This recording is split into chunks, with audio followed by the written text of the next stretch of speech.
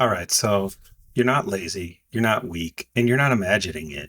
If you're over 45 and you feel tired almost all the time, I mean, Jesus, I sure do. Bone deep tired, the kind that coffee barely touches, that kind of thing, where you wake up in the morning and you literally have to pull yourself out of the bed. There's a reason. It has almost nothing to do with willpower. What you're experiencing isn't exactly just physical fatigue, it's a systematic exhaustion, the kind that builds quietly over years, not days, and doesn't go away just because you slept 8 hours or took the right supplement. I mean, Jesus, even my own mother's complaining about the same thing. Every single person I know, every single person I know is just tired.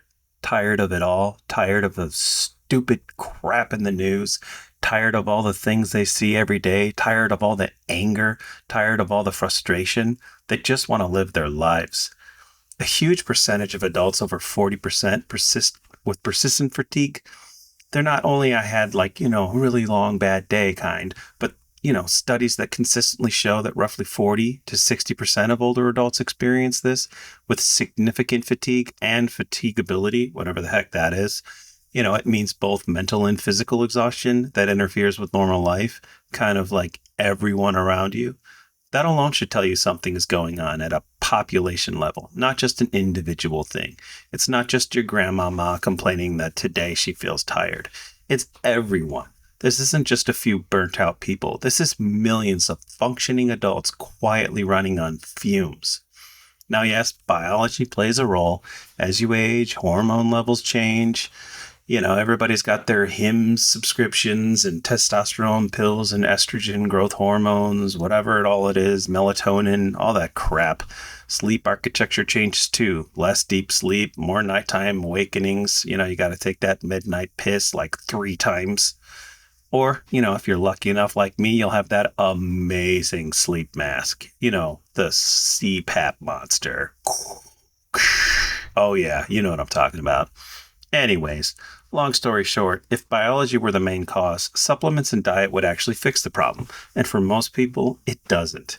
You can eat clean, take magnesium, B complex vitamins, blah, blah, blah, drink less alcohol, go to bed earlier, and still wake up tired. Holy crap. Tell me about it. I swear to God, I expect sometimes on weekends after I work out real hard, which is very rare. I basically assume the next day I'll be like, oh, wake up energetic. Nope, nothing. If anything, you got to drag my ass out of bed even harder. That's because the real drain isn't happening in your muscles or your stomach. It's happening in your nervous system. The brain was not designed to process constant threat signals. But that's exactly what's going on. That's what's happening every day and every single time you walk out the door. Nonstop news alerts, political instability, economic uncertainty, global conflicts, climate disasters, social division, digital noise. Just endless comparisons. A feeling, sometimes quiet, sometimes loud, that the world is kind of unstable and getting worse every single day.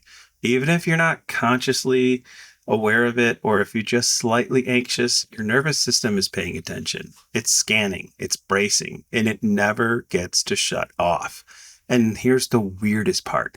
Even if you don't necessarily feel this way, just being around other people that are like this is going to cause it. Psychologists and neurologists call this chronic threat processing. When your brain believes it's living in an environment that's unpredictable and dangerous, it shifts resources away from growth, creativity, and high energy output and towards vigilance and conservation. Cortisol stays elevated, sleep quality drops, recovery suffers, motivation evaporates. Over time, your body chooses survival over performance. This is why pushing harder doesn't work anymore. When someone says, just power through it, shut up, Grandma. Your body responds with fatigue, fog, or shutdown. That's not weakness. That's adaptive response. Your system is saying, we've been running emergency mode for too long. We need to shut down. Problem is, how do you shut down? How the heck do you actually turn it all off? For one, I try to literally go take a walk in a forest. Now, right now, it's the middle of winter, so that's not going to work. Maybe you could hide in the basement and throw balls at the wall or something. Anyways, stress science backs this up. Chronic psychological stress is strongly associated with fatigue, daytime sleepiness, or reduced cognitive performance, and lower motivation. Even when sleep duration looks normal on paper, stress fragments sleep, kind of chops it up into little nighttime ruminations and prevents the brain from entering truly restorative phases. Literally, you need to sleep better by actually having restful sleep. How the hell do you do that? I don't know. All I know is buying that special pillow on Temu sure as hell didn't help. The result is that special kind of exhaustion where you're technically awake, but everything feels heavy. This is also why naps feel irresistible. And let me tell you, a damn good nap is something to behold. When your nervous system is overloaded, rest becomes the most logical option available. A nap isn't laziness, it's a forced reset. It's your brain trying to temporarily escape the constant background processing of threats, decisions, and information overload. In a calmer world, you might feel energized by productivity. In this one, rest kind of feels like relief. Here's the part that really messes with people over 45, which would be me. Yeah, You remember a time when being tired meant something specific? It meant you and your wife were on a renovation rampage and you actually banged out an entire revamp of one of your rooms in your house, or were able to actually retile something, or did something actually productive other than maybe wiping down the walls or painting one little part of that ceiling that you've been trying to get at for the last 5 or 6 years. You stay up late, work hard, or skip sleep. You rested, you bounced back. That feedback loop is broken now, not because you're older, but because the environment never powers down. The stress never fully resolves. There's no true off switch. Data from the CDC shows that over 13% to 15% of adults report feeling tired or exhausted most days. And this is when the data is actually there, because Lord knows it might get deleted tomorrow.